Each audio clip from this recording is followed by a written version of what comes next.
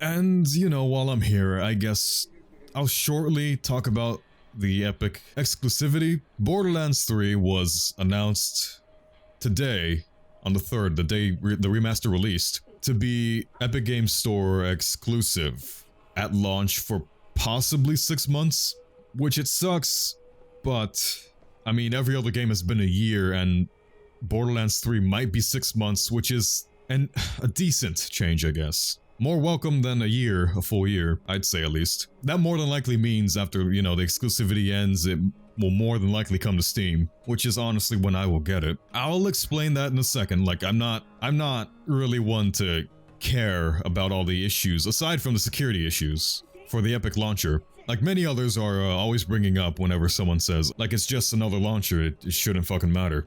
I'll get to it in a second. But, I'm probably gonna get it PS4 digital. All I can hope is that it runs at 60 frames. So because it is coming out to the Epic Store, I will be getting it for PS4 digitally, which it does have a bonus. I mean, Gabriel can install it on his PS4 and we can both play. That's great, because for the moment, he doesn't have a good PC. He has a laptop from like 2012 or so, and it's like nearly shitting the bed. It's like on life support, so I'm surprised he can play what we can play. So that's a bonus at least. If I buy it digitally, he can play it too. Whereas if I bought it for PC, we couldn't really play it. So that's what's gonna happen with Borderlands 3. Probably an hour session on PS4. I hope to God it's 60 frames. I haven't played Borderlands 1 and 2 on the PS4 or the Xbox One, so I don't know if they're gonna be, if those are even 60 frames. Actually, I think the remaster is 60 frames, so that's a good sign. Anyway, the reason why I'm not getting it on the Epic Store is not the same, well, I think not the same issue as everyone else has who is complaining about it, being an Epic Store exclusive. I always see the security issues brought up, which is a little bit of a concern, yes.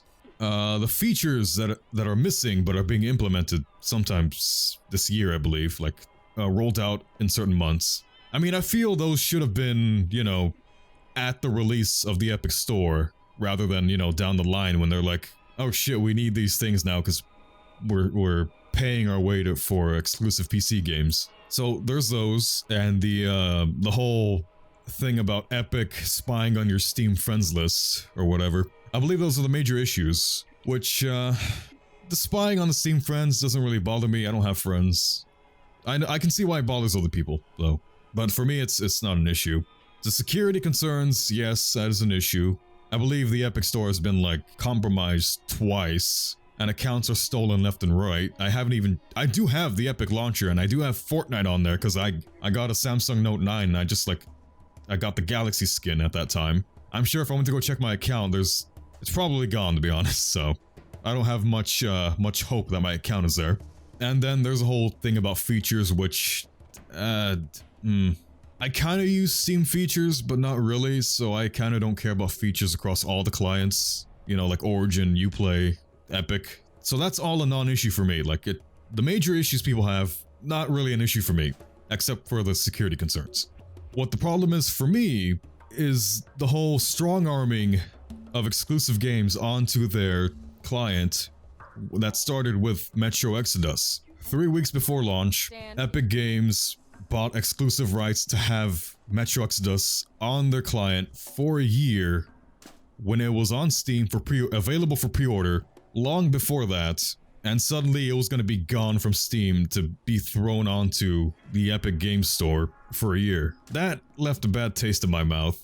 They said apparently they're not going to do that anymore because that was a really stupid thing to do, but I mean, I'll believe it when I see it, I guess. But that was the first thing that left a bad taste in my mouth about Epic Games. And I guess before I get further into this, before that, honestly, I was kind of lazy and not really wanting my credit card info or PayPal like on another client, another thing to remember it's on. I have it on so many fucking things now, like another client is like, I fucking don't want to. That's why I wasn't buying anything on Epic, because at that point I was like, I really don't want to put my credit card and PayPal on another fucking thing.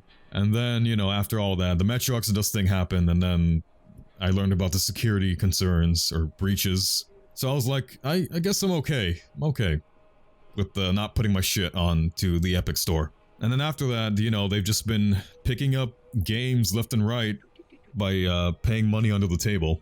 And it's leaving a bad taste in my mouth. Like I don't want to support that, to be honest. It was really dirty to what they did to Metro Exodus. And the other ones, I guess, are not that bad. It still sucks though.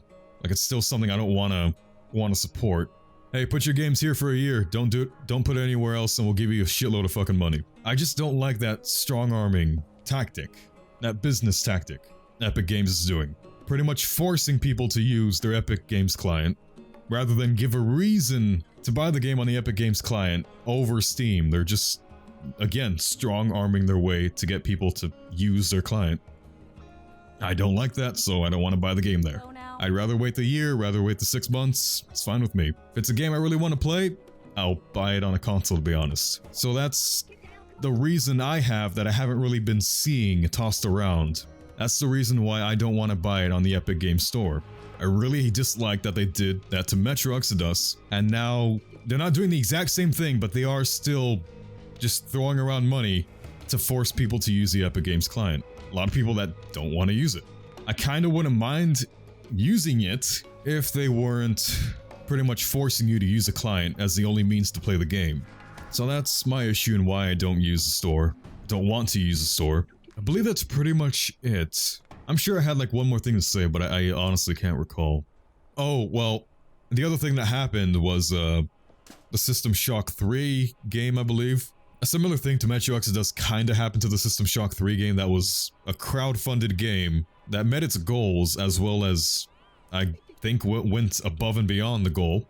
It was advertised to be released on Steam, and the devs went behind the supporters' backs and pretty much just like offered to have their game exclusively on the Epic Games Store, you know, for money. And now System Shock 3 is exclusively on the Epic Games Store and is kind of a slap in the face to the backers, the supporters, who had it meet the goal, were promised, or at least led to believe that it would release on Steam and to have Steam keys. And then suddenly it's Epic Games Store exclusive only. It kinda sucks, but I mean that was the devs that time at least. And the thing that's like even more of a slap in the face after that, like spitting on you after that slap, was pretty much the devs saying, if everyone wanted a refund, we'd still come out on top. Like it wouldn't matter if everyone got a refund, the game would still be developed and published. So Epic has a lot of money to throw around, and there's people saying that, oh yeah, I hope they like selling the game cheaper, but like not making that much money on the Epic Games Store because not a lot of people are buying it. That doesn't really matter. Epic Games can pay enough money to the System Shock 3 developers to where if they refunded like whatever the goal was, and more than that, they would be okay. Epic Games paid way more fucking money than what the goal was for System Shock 3. So I guess it's something like they're paying enough to cover the developing of the game and then some. So it really doesn't matter if the game doesn't sell well. The publisher gets a shitload of money, and I guess maybe the sales of the game might go to the developers, maybe.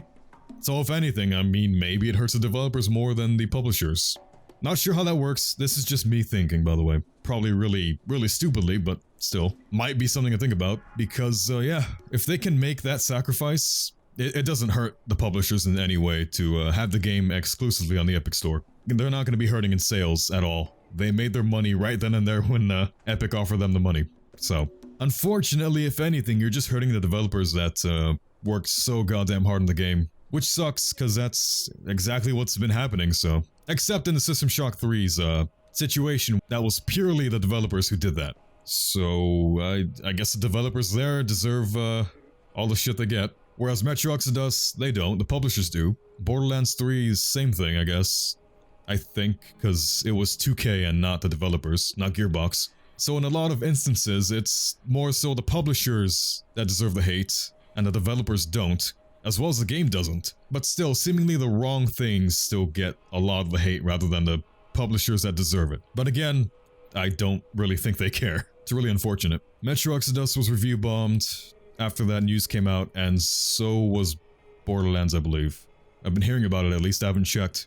They get review bombed on Steam, and it just hurts the game and people like looking into the game, wanting to play it, and just see all the negativity. So it really just hurts the games and the developers more than anything. Really sucks. Well, that's just my take on the whole thing, I guess.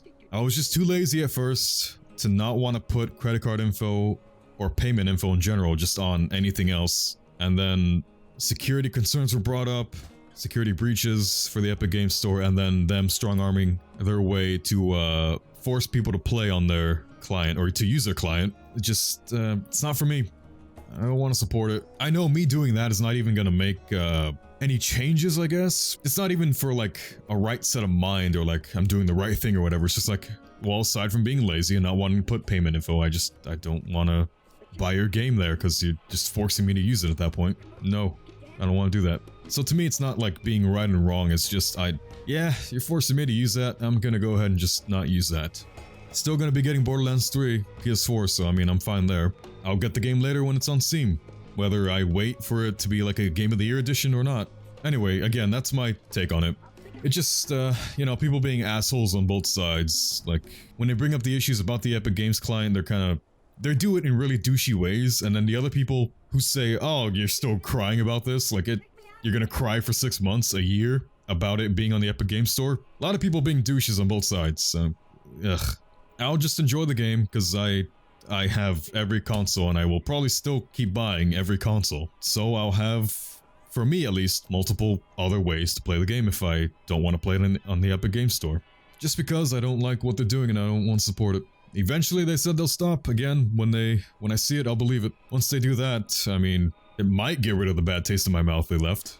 So, we'll see. You know, I guess while I'm still here and while I'm still on the topic of exclusivity, I have never liked it for Destiny on the items were fucking year-long exclusives for the PS4, and the Xbox got them about, like, again, a year later.